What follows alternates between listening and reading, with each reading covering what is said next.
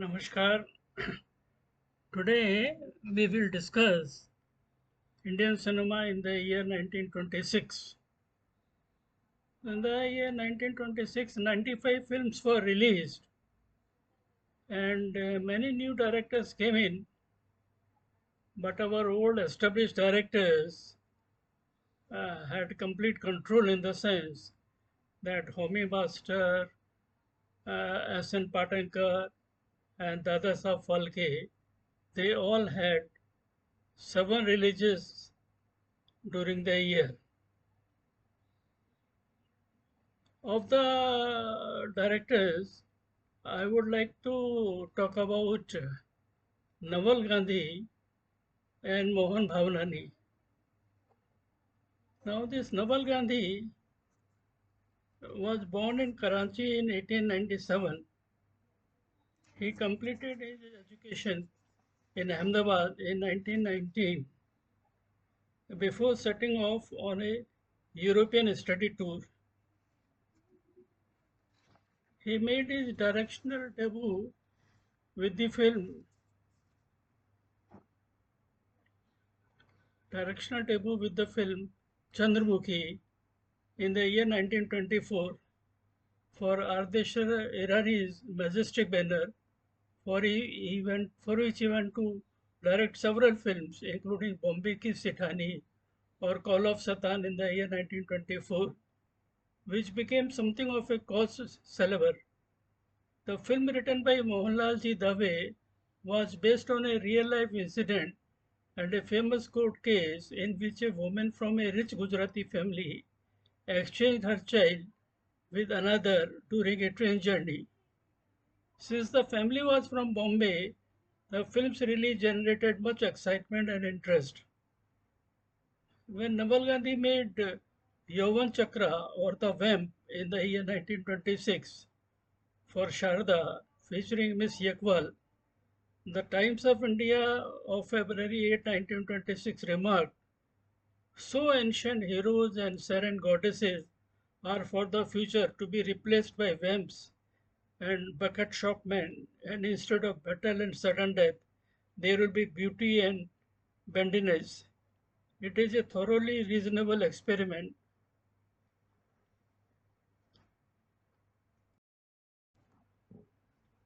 It is a thoroughly reasonable experiment, for battles are tedious things, and if Bombay demands vamps and golden-haired homebreakers as a relaxation, it might as well have some grown-up ones." In 1927, Gandhi directed one of the most well-known films of the silent era, Balidan, an adaptation of Rabindranath Tagore's play Visarjan. The Indian Cinematography Committee in 1927 hailed it as an excellent and truly Indian film. Balidan was a persuasive effort at bringing about social reform with its story of a conflict between a progressive rational king and an orthodox ritual bound priest. The bone of contention between them is the issue of animal sacrifice for religious purposes. Further, the top actors of the day, like Sulochana, Zubeda, and Master Mitchell, the film was widely praised as a breakthrough, both technically as well as in terms of adapting a literary piece of work. After a few initial hiccups, the film enjoyed a prolific run in theatres. Balidan marked the beginning of Gandhi's film partnership with Zubeda.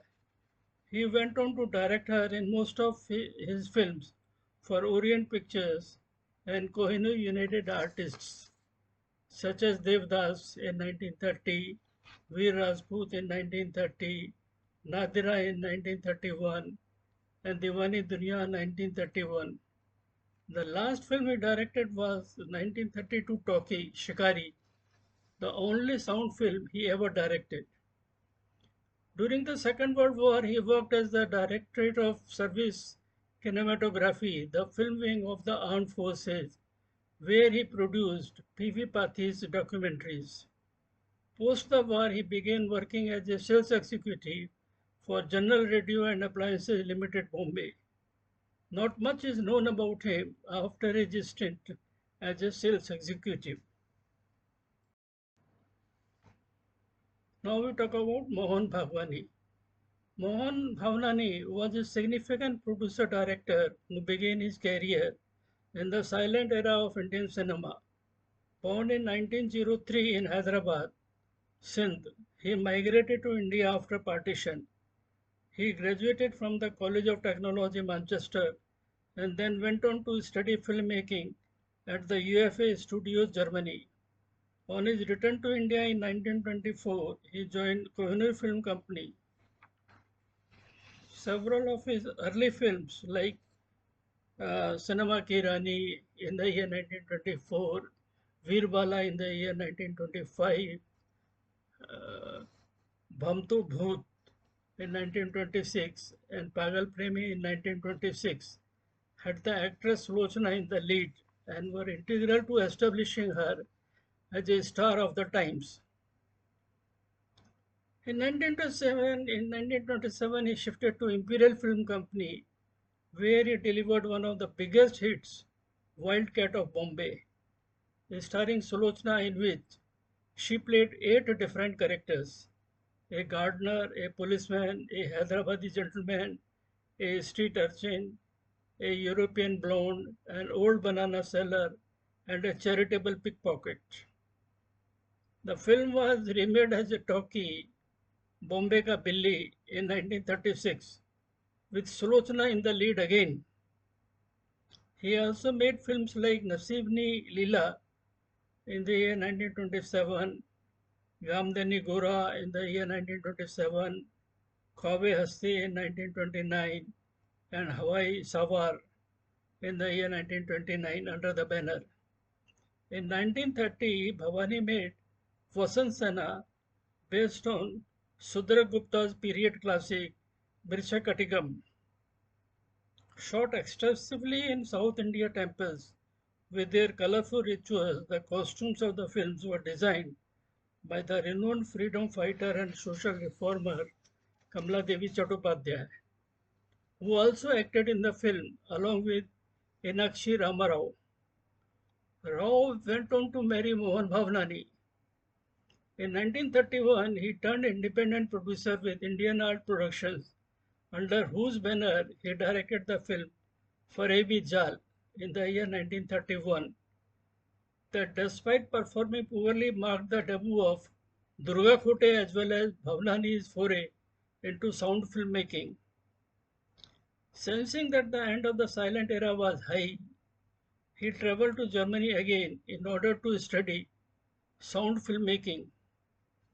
Among his best known films are in the talkie era were Mazdoor in the year 1934, for which he collaborated with renowned Hindustani novelist and short story writer Munshi Premchandra, and Jagran in the year 1936, a social melodrama dealing with unemployment.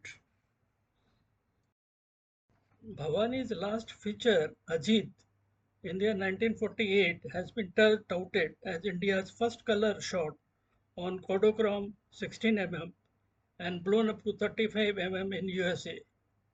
The Times of India Review described it as a Rajput story fraught with great drama and tender romance.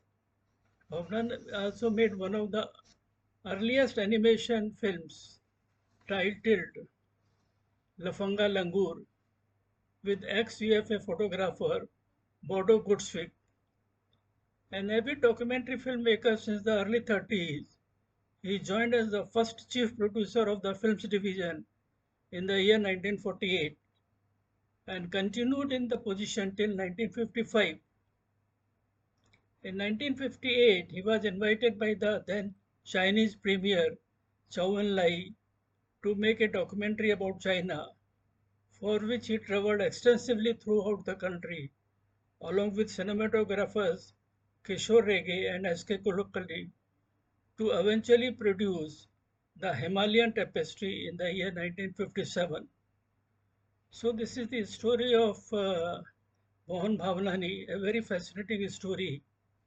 In the next video, we will talk about some of the films and some of the heroes and heroines of that period. Till then, goodbye. Bye.